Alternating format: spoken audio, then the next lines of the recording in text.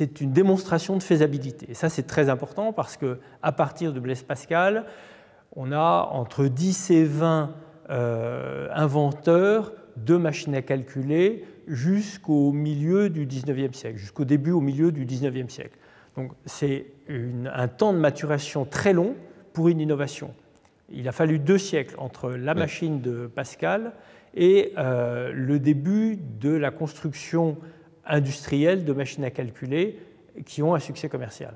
La machine de Pascal correspondant aux besoins émergents des administrations au XVIIe siècle.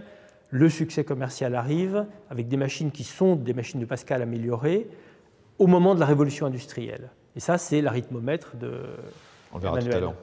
Qu'est-ce qui fait que ça n'a pas percolé, on va dire, dans la société, que ça n'a pas été massivement utilisé? C'est le fait que c'est compliqué, cher à produire, peut-être compliqué à utiliser aussi, je ne sais pas, je n'ai jamais utilisé de Pascaline, mais...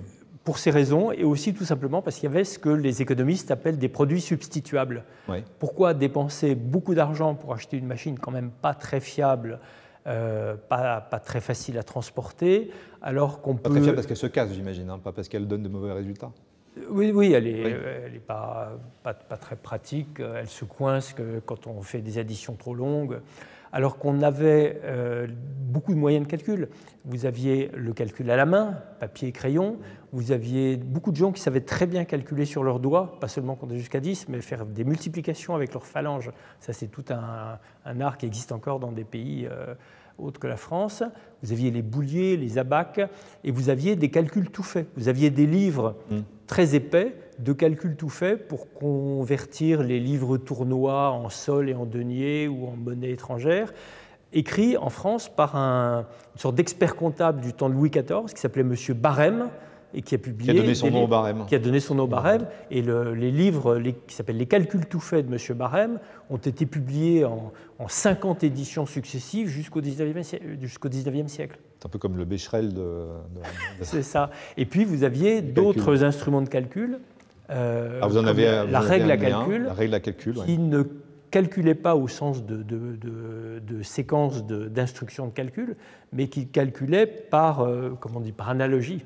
Oui, c'est des calculs par analogie où on va reporter les nombres sur des traits, on va pouvoir lire des graduations.